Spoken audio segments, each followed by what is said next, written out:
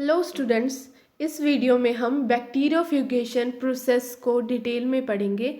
बैक्टीरियोफिगेशन process को milk में से स्पोर फॉर्मिंग एंड जो स्पॉयलेज माइक्रो ऑर्गेनिज्म होते हैं उनको रिमूव करने के लिए यूज़ किया जाता है। तो चलिए वीडियो स्टार्ट करते हैं। Bacteriofugation is a process of removal of micro organism from milk using centrifugal force.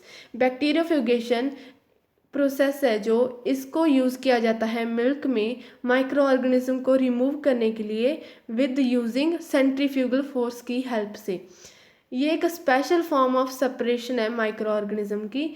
Mainly जो spore forming bacteria micro organism होते हैं मिल्क में उनको रिमूव किया जाता है बैक्टीरियोफिगेशन के द्वारा। Most of the microorganism are inactivated by pasteurization. However the highly heat resistant spore surface pasteurization they can lead to significant quality defects in hard cheese, semi-solid cheese and long life products due to proteolysis, lipolysis and gas formation. इन्होंने बताया है कि जो most of the micro organism inactivate कर दिए जाते हैं pasteurisation के द्वारा। जैसे कि जो चीफ माइक्रो ऑर्गेनिज्म होता है मिल्क में वो कॉक्सिला ब्रोनेटी होता है, उसको पास्चराइजेशन द्वारा रिमूव कर दिया जाता है। बट कुछ होते हैं हाईली हीट रेजिस्टेंट स्पोर्स होते हैं, बहुत ज़्यादा स्पोर फॉर्मिंग माइक्रो ऑर्गेनिज्म होते हैं जो वो इनएक्टिवेट नहीं हो पाते, जिनकी वजह से क्वालिटी डिफेक्ट हो जाते हैं। जैसे कि चीज़ हार्डनिंग होगी, सेमी सॉलिड चीज़ में, लॉन्ग लाइफ प्रोडक्ट में जैसे कि प्रोटीलिसिस हो जानी, लिपोलिसिस हो जानी, गैस फॉर्मेशन हो जानी, तो उसकी वजह से बैक्टीरियोफिगेशन मिल्क प्रोसेस किया जाता है। बैक्टीरियोफिगेशन मेनली यूज़ किया जाता है हमें अगर चीज़ ये सारे प्रोडक्ट्स को मैन्युफैक्चर करना है तो बैक्टीरियोफिगेशन को यूज़ किया जाता है। Next is objective. Bacteriofugation process करने का ऑब्जेक्टिव क्या है? To improve hygienic quality of milk. Hygienic quality milk की इम्प्रूव करने के लिए हम बैक्टीरियोफिगेशन करते हैं। To avoid heat resistant bacteria without resorting to excessive heating. हम इसमें हीट रेजिस्टेंट बैक्टीरिया को अवॉइड करते हैं without resorting the excessive heating. To ensure exceptionality high degree of bacteriological purity of milk, जो मिल्क है जो हमारा प्योर हो सके। ये इसके ऑब्जेक्टिव्स हैं। अब बैक्टीरियोफेज एंड इसके डिज़ाइंस क्या हैं? जो बैक्टीरियोफेज का जो प्रोसेस होता है वो इक्विपमेंट होता है बैक्टीरियोफेज, उसके डिज़ाइन के बारे में हम बात करेंगे। Bacteriophage are special nozzle clarifying separator with high separation precision that can remove microorganism from milk based on their density difference. Bacteriophage में एक स्पेशल नोज़ल लगी होती है जो कि क्लेरिफाइंग सेपरेटर होती है। क्लेरिफाइंग सेपरेटर जिसे बोलते हैं वो हाई सेपरेशन करती है, जो कि रिमूव करती है माइक्रो ऑर्गेनिज्म को बेस्ड ऑन द उनकी डेंसिटी के डिफरेंस के बेस पे माइक्रो ऑर्गेनिज्म को रिमूव करती है। सेपरेटेड माइक्रो ऑर्गेनिज्म को concentrated on the periphery of the bowl and the small portion of such discharged milk highly enriched with bacteria. Bacteriophage is thrown outside via nozzle. फिर जो microorganism separated microorganism होते हैं उनको concentrate करके एक periphery bowl में निकाल लिया जाता है।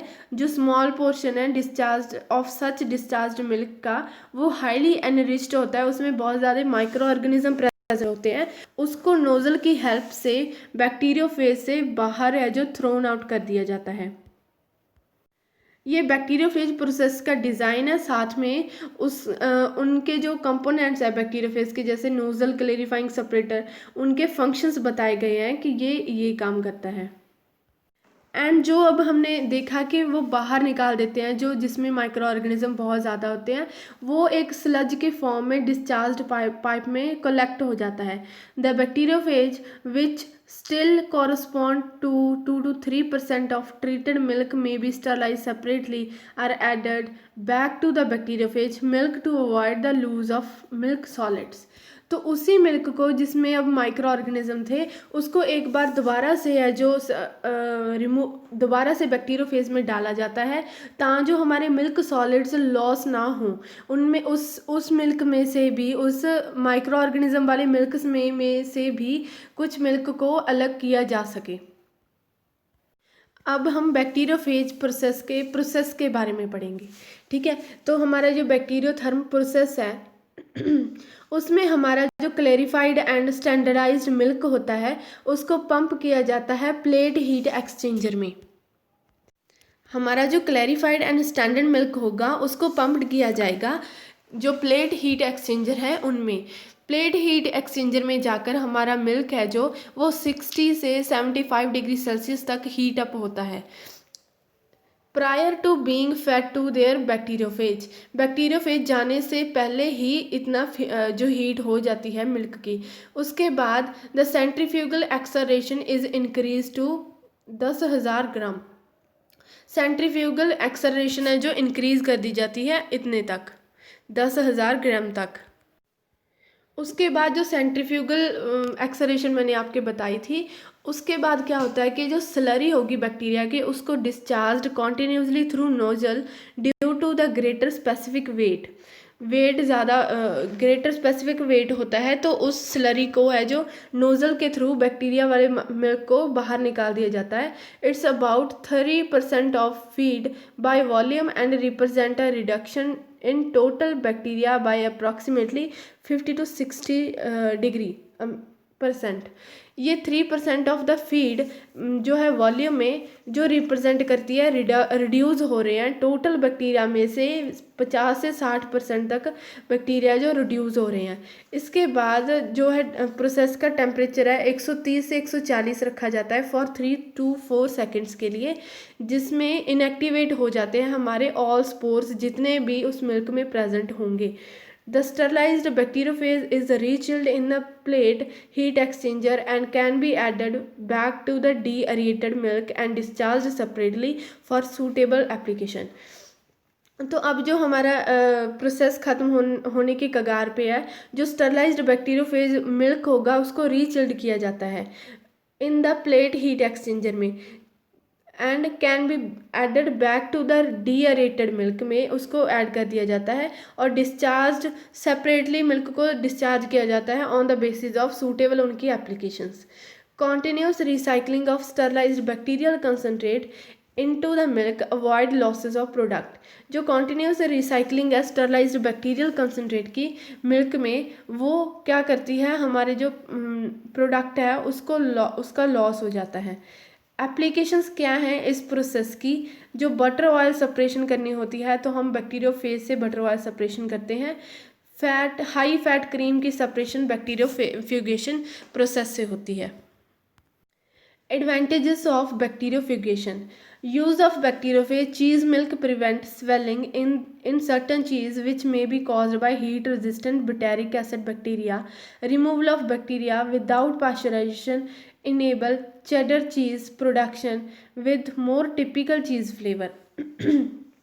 जो बैक्टीरियोफेज है उसका यूज़ किया जाता है चीज़ मिल्क में प्रिवेंट करने के लिए स्वेलिंग, जो कुछ चीज़ में पास्चराइजेशन के दौरान स्वेलिंग हो जाती है उसको प्रिवेंट करने के लिए बैक्टीरियोफिगेशन किया जाता है। स्वेलिंग क्यों होती है? जो हीट रेजिस्टेंट बुटारिक एसिड बैक्टीरिया है उसके वजह से स्वेलिंग होती है, उस बैक्टीरिया को रिमूव कर दिया जाता है बैक्टीरियोफ्यूगेशन के द्वारा एंड टिपिकल फ्लेवर के साथ चीज़ का जो है प्रोडक्शन की जाती है। The severity of heat treatment can be reduced in sterilised milk. जो हीट ट्रीटमेंट की सेवेरिटी है वो रिड्यूस हो जाती है स्टरलाइज्ड मिल्क में। इन क्रीम में जो डिफेक्ट्स कॉज होते हैं heat resistant bacillus cereus micro organism के द्वारा, उनको भी अवॉइड किया जा सकता है अगर हम इनको बैक्टीरियोफ्यूगेशन से प्रोसेस करते हैं। तो इस वीडियो में हमने बैक्टीरियोफ्यूगेशन क्या है, प्रोसेस क्या है एंड बैक्टीरियोफ्यूगेशन क्यों किया जाता है, उसके ऑब्जेक्टिव्स एंड जो बैक्टीरियोफ्यूज हमारा प्रोसेस है उसके डिज़ाइन, उसके फंक्शंस एंड उसके बाद हमने बैक्टीरियोथर्म प्रोसेस को डिटेल में पढ़ा एंड उसके बाद एडवांटेजेस को देखा। तो इस टॉपिक के साथ हमारी ये वीडियो यहीं पे समाप्त होती है। Thank you for watching.